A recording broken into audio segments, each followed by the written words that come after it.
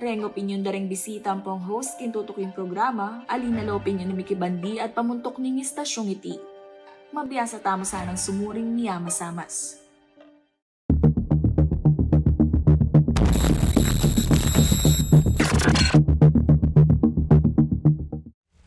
Manong Ariel, maraming salamat.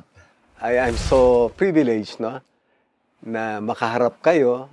Isang malaking karangalan po ang makaharap ang isa sa pinakamatapang, isa sa pinaka-hinahangaan ho namin dahil sa lahat ng inyong ginawa para sa bayan. Ang dami-dami niyo ho, Manong, pinagdaan ng bakbakan, barilan.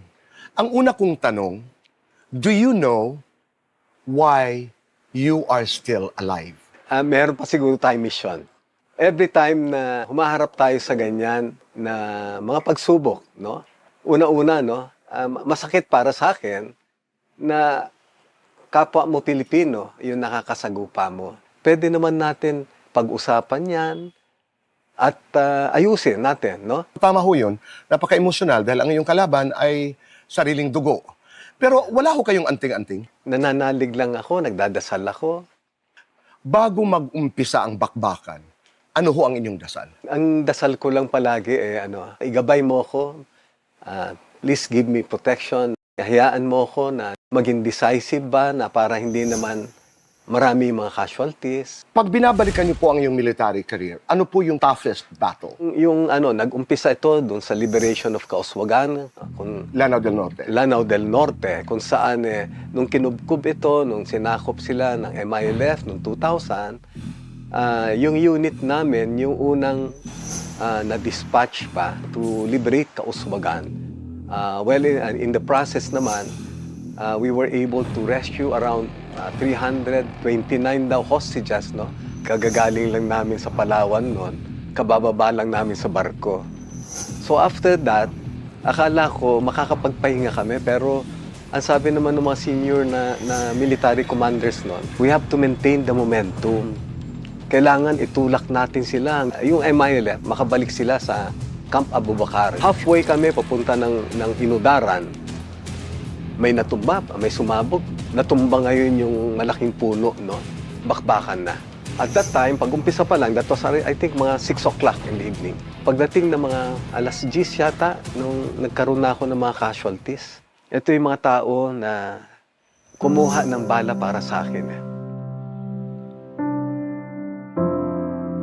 Isa-isa na nasa tabi ko sila na tinatamaan. Yung isang company commander ko, si the late Lieutenant Javier, sabi nung kanyang ex-host, "Sir, tinamaan po si CO." Sabi ko, paano kayo tatamaan dyan na nasa likod ko kayo eh? So, ibig sabihin, napaligiran na kami. Alam nyo, nakasama ko siya noon. Nakasama ko na rin siya. Ang sabi ko nga, ano bang nakita ninyo sa akin? Bakit ganito na naman, no? Kung napasubo ko kayo dati, bakit nandito pa rin kayo? Ang sabi naman niya, Sir, hindi ka naman kasi nang iiwan din ng tao eh. It was a 24-hour running gun battle. Sa akin, every time na ikikwento ko to, para bang anong saysay nung award na yon na may mga casualties naman ako na very close sa akin.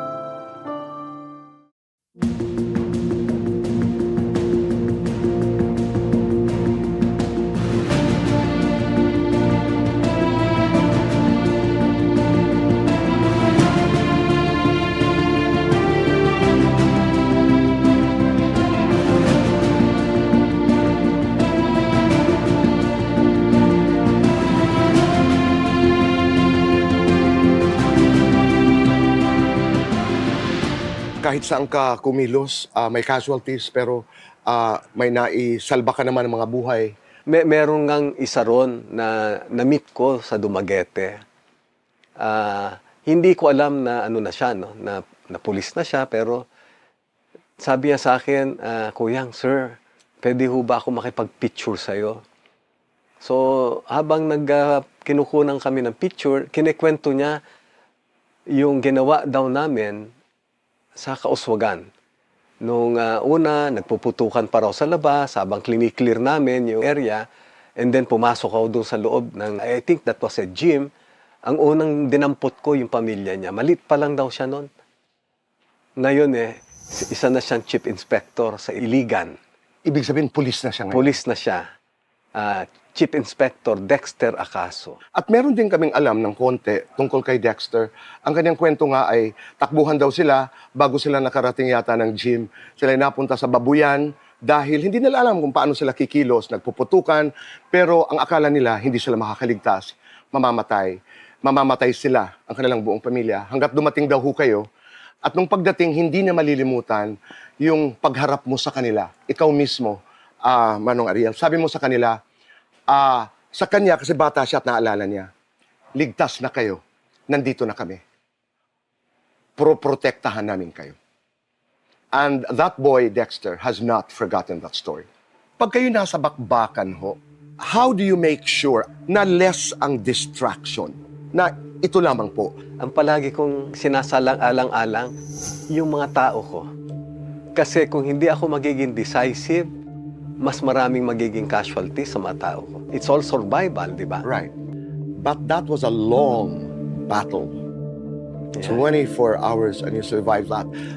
Tanong, Manong Ariel, then and now, takot kayo mamatay? Naandun talaga yung takot, yung kaba. Pero pag naandun ka na kasi, you must step up pa and overcome whatever fear you have. Kung sabi na handa ako uli na magpakamatay o mamatay, handa ako. Kung takot ako, initially siguro meron, pero kaya ko. As a matter of fact, kayo'y namatay na ho ng ilang minuto. What is the story, Colonel? Well, iniligay na ako sa mga sa tabi ng mga lifeless bodies nung nakita nila yung ring ko, may graduation ring, at pumipitik-pitik pa yung daliri. So I was really fighting for my life. So ang ginawa nila, inilipat na nila ako sa Viluna, hospital. And then inoperahan na nga nila for 13 hours, 3 sets of doctors operated on me for 13 hours, to repair my pancreas that was ruptured, remove a portion of my liver, the left lobe of my liver, and cut 6 feet of my small intestines. So, nung magising na ako sa surgical intensive care unit, dinedresan na ako. Pagbukas ko ng mata na ganyan, alam ninyo, alam mo boy, ang tingin ko nga, nasa langit ako. Kasi yung nagdedress sa akin, nakaputi, angelic face, Akala ko anghel nga na nasa patay ako. Yun pala, doktora. Yun po yung naging asawa ko. She became your first wife. Yes. At kayo'y nabuhay. And she was one of the doctors who attended to you sa Viluna. Yes. Ang Diyos nga naman, pag magkwento, Yes. hindi mo talaga malalaman kung saan papunta. Pero paano ho yan? Kayo nagpagaling doon sa ospital, paano ho kayo nagligawan? Since siya'y nakakaalam naman nung history, yung case ko, so it was just a doctor-patient relationship. In the beginning. In the beginning. And then, later on, nag-develop yung unang anak namin, pinanganak sa De Los Santos Hospital. Noong February naimbita kami para may isang party, birthday party na isang senior marine officer. Nataon din na may minasakir na Marines sa Tuburan, Basilan. 21 Marines. Nung nakita ko ng commandant, sabi niya, nandito pala si Ariel. Ito dapat ang padala natin sa sa Basilan para habulin yung mga MNLF na nagmasakir nitong mga tropa natin. Kinunan kaagad nila ako ng ticket papuntang Zamboanga, diretso na doon. Right after I led that operation to rescue Father Nacorda, Right. namatay siya. A day before I was to go back, namatay siya. So she left me with 2 kids, no? 1 year, 9 months, and then 7 months old yung daughter namin. Mula kay doktora, paano mo naman natagpuan si Mrs.? Alam mo, sabi nga nila, it's really, well, destiny, or if I honestly believe that God carefully planned my life, plinano niya. So, nag-meet kami sa isang children's party. Alam mo yung love at first sight eh. I didn't know naman na ako, balo, siya naman, annulled yung marriage niya. Okay. So, yun yung kwento namin na it's a perfect blended family. Yes. Yeah. At dun papasok na yung dalawang stepchildren ko, dalawa din sa dito, kanya. tapos 3 yung common namin. Yeah, and you've been together for over what? Oh, 25 years. Right. Oo. That's love. Kumusta ho kayo bilang ama? Alam ninyo, na ano ako I was given an award, no, by the foundation of Chief Justice Puno, Ulirang Ama, sa Okay. Manila Hotel. Kasi- ang biro nga nila yung iba, Ariel, ulirang ama ka. Ulirang asawa ka kaya? Maamaring matanong natin si Pong. Yung ating interaction when we were doing research for this conversation, mahal na mahal na mahal na mahal kayo ng inyong mga anak. And that says a lot. All my awards pale in comparison with what I have accomplished as a father. Wow. I also heard this from their friends. They were never embarrassed about you being incarcerated dahil ito yung pagkakulong na pinaglaban mo ang katarungan, ang karapatan, ang iyong bayan. Yeah. Alam mo, nung bagong release ako, sabi ni Alfred you can never pull back the time that was lost. I was growing up as a teenager when my dad was in jail. And those years mattered most because I needed him. No, you really cannot pull back the time, no? So, every time na nakikita ko si Alfred na, no, sabi ko, sorry anak talaga, no? Hindi na natin maibalik eh, no? Pero, yun yung alam mo, nung nakita ko si Pong na umiiyak, napasabay ako na umiyak. Talagang, hindi talaga na maibalik yung panahon na yon. I was never allowed to attend yung mga once in a lifetime Moments. events sila na graduation, yung father and son night. Kaya mo pa bang ibalik yun? Parang wala. No? But finally, nga sabi ko, I was able to catch up. Manong Ariel, let's do it now. Kung halimbawa magpapasalamat ka sa iyong mga anak at sa iyong asawa, thank you, Pong, dahil. Thank you, mga anak, dahil. Sorry, mga anak, dahil. Sorry, Pong, dahil. How would that sound? Let's start with the thank you. Mami, salamat sa lahat ng mga ginawa mo, no? Sa mga anak natin. Kung may pagkukulang ako, yeah, I am sorry. Dear children, Alam naman ninyo na lahat ng mga pinagagawa ko noon kasi ang tingin ko para sa inyo talaga. Kung meron man akong pagkukulang later on, sabi ko nga, I was able to catch up naman, no? But just the same, I want to take this opportunity to thank you for being good children. a young boy is watching, is eavesdropping on this conversation. Tagahanga ni Manong Ariel Querubin. At tinanong ho kayo at sabing, gusto ko pong magsundalo. Anong sasabihin niyo? Encourage ko siya na magserbisyo kayo kasi dito natin makikita talaga na yung ating pagmamahal sa bansa, kung talagang yun ang nyo na mahal ninyo yung bansa, pumasok kayo. Let's talk about some issues. Sa simpleng pananalita, ano ang iyong posisyon dito sa hidwaan na namamagitan, hindi lang naman tayo. I mean, China laban sa maraming bansa, pero lalo na yung China laban sa Pilipinas. Well, kung ang pag-usapan lang natin yung West Philippine Sea, atin yan. No? Atin yan. Yung Ayungin Shoal na sinasabi nila na gusto nilang angkinin 185 kilometers from the mainland, Palawan. Sila, more than 1,000 kilometers away. So, ang distansya lang nung, alam mo na, ayungin 185 kilometers para lang nag-travel ka from Manila to Lucena. Ganun kalapit. Tapos sasabihin nila, kanila yan. Atin yan. Let's move on to charter change. So among the choices, People's Initiative, Constitutional Convention, nasaan ho kayo? Constitutional Convention ako. Bakit ho? Well, yun talaga makikita mo na pinag-aralan na maayos at naandun yung sabi natin na representative ng taong bayan. Kanina may sinabi po kayo na nakakalungkot dahil ang nakakalaban mo sa gera bakbakan ay mga kababayan.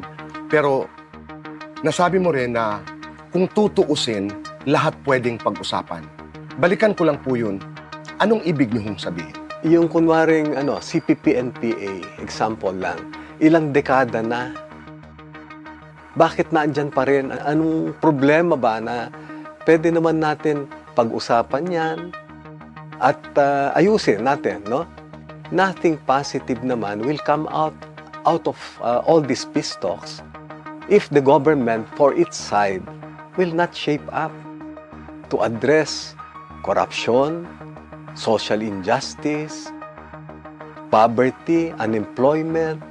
Kung hindi ma-address ito, insurgency will persist. Doon lamang sa diskurso na may kinalaman sa government has to shape up. Dahil ika mo ay, and that's the reason why nariyan pa rin yung insurgency, may mga kinakailangan gawin sa labas ng gera para hindi mangyari ang gera. Ang tagal na po na maraming nagpropromisa sa amin, sa taong bayan, na kami ang may solusyon, kami ang may alam kung paano patatakbuhin itong gobyernong ito. Mahal namin ang tao, mahal namin ang Pilipinas. What has been happening? Karamihan kasi sa kanila lip service eh. Alam mo, boy, ang sinasabi ko, ang kailangan natin kasi na namumuno yung una-una, no? May takot sa Diyos, no? At sabihin na natin na you walk the talk. We have to reform ourselves.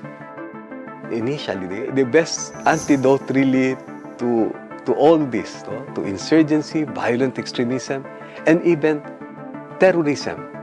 It's good governance. Kasi hindi pwede maghiwalay po yung good governance, tapos hindi naman matitinong tao ang nagpapatakbo. Oo, ang good governance, susunod po doon sa napakasimpleng prinsipyo na yan po ay patatakbuhin ng mga taong, yun, may malasakit sa kapwa, may takot sa Diyos. Marami kang kaibigan, maraming mga kababayan tayo na hanggang ngayon ay naghihikayat sa'yo na sana'y si Colonel Ariel Querubin, si Manong Ariel ay sumubok muli sa Senado. Kayo po, pag mabigyan ho kayo ng pagkakataon na maging senador ng bayan na ito, anong isusulong niyo? Una siguro yung Magna Carta for Women. Why? Of course, nakita ko kung ano yung pinagdaanan ng misis ko, no? Nakita ko rin kung ano ang nangyari doon sa mga iniwan na mga asawa nung aking namatay na mga tao. So, Magna Carta for Women. Pag pumasok ho kayo sa Senado, ano ho ang inyong baon? Alam mo, boy, ito lang ang pwede ko. Maipakita na pwede kong babaunin sa Senado. 67 scars. Yun po ang inyong baon pagpasok sa Senado. 67. Ang kwento ng inyong buhay. Yes. Sa kasaysayan ng Pilipinas, you are the most bemedaled soldier. How does it actually feel? Ang tingin ko kasi, lahat tayo pwede maging bayani. Maswerte lang na nabigyan ako ng opportunity. Sa akin, we are all heroes ba in our own rights, no?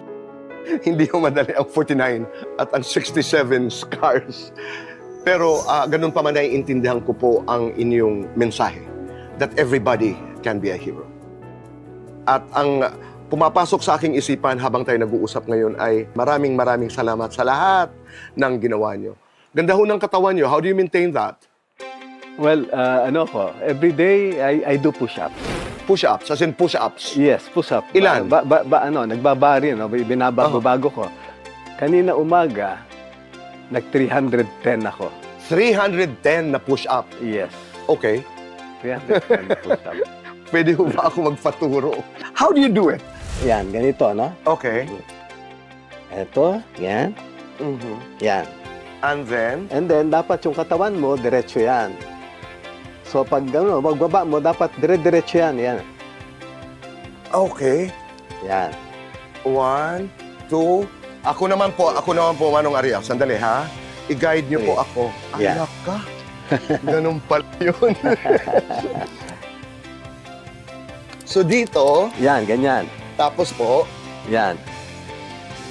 Okay. and then, Yan, baba. Yan, yan. And then,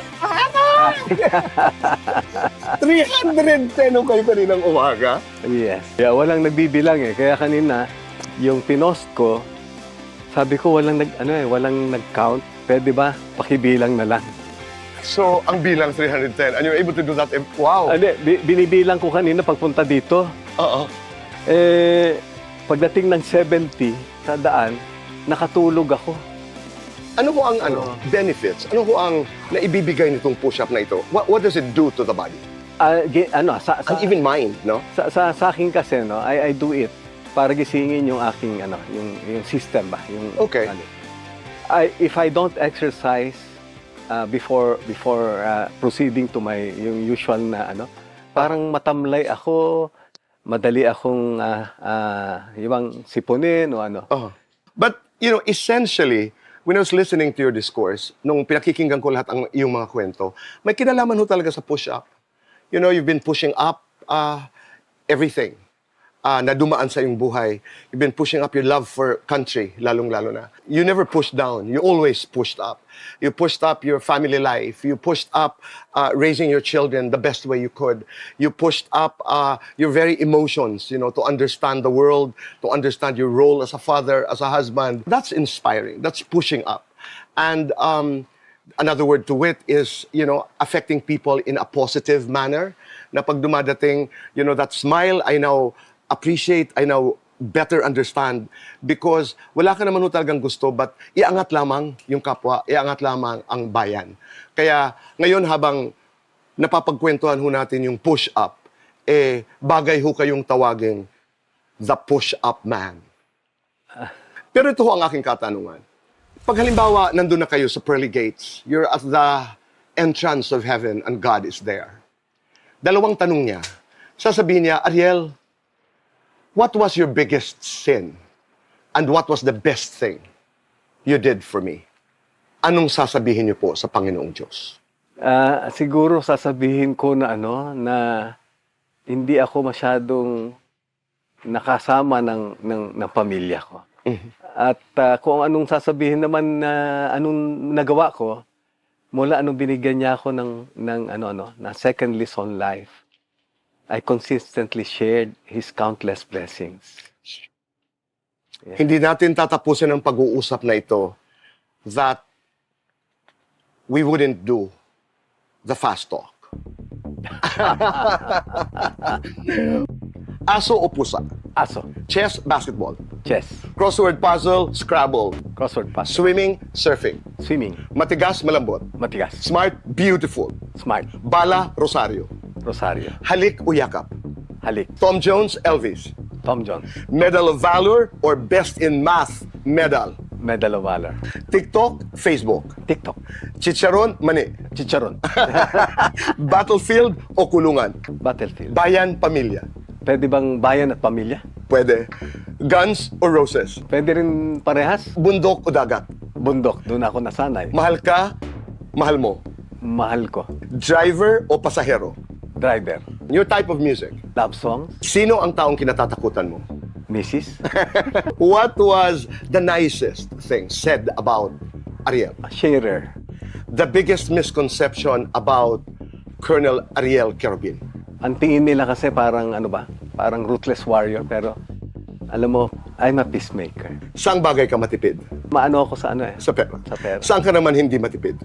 Sa pagmamahal. Senado, Kongreso. Senado. Nasaan ka ngayon sa buhay mo? Well, nasa crossroad ba ng... parang papunta ako doon. Describe your fur babies. Eto. Yan ang maganda na pagkwentuhan natin. Kasi may pastime Ako nagte-train sa mga ano ko. Pinakamagandang babae. Of course, misis ko. What makes you smile? Pag nakita ko yung misis ko na nakasmile din, What makes you cry? yung pag naalala ko, yung mga pagkukulang ko ron, mga pinagdaanan ko, Yes or no? Are you faithful to Mrs.? of course I am. Pag may temptation, ikaw ba'y tumatakbo palayo o tumatakbo palapit? Tumatakbo palayo. If your life is to be filmed, palagay mo sinong aktor ang gaganap bilang Ariel Querubin. The right of first refusal kay Coco sana Martin. No? Give it a title. Yung libro kasi na hindi man na-launch, ang title niya, A Question of Valor. How do you want to be remembered? Ito si Ariel, napakabait na tao, maprinsipyo, at he shares. And he also laughs generously. Complete the sentence. I am Ariel Querubin and I'm willing to stand up for everybody, for all the Filipino people. I am Ariel Querubin, willing to die for the country, for the people. last question. Push-up o basketball? Push-ups. Manong Ariel, kayo po ang the push-up man. Manong Ariel, maraming salamat for your time. Yeah, maraming salamat, the boy, for this opportunity.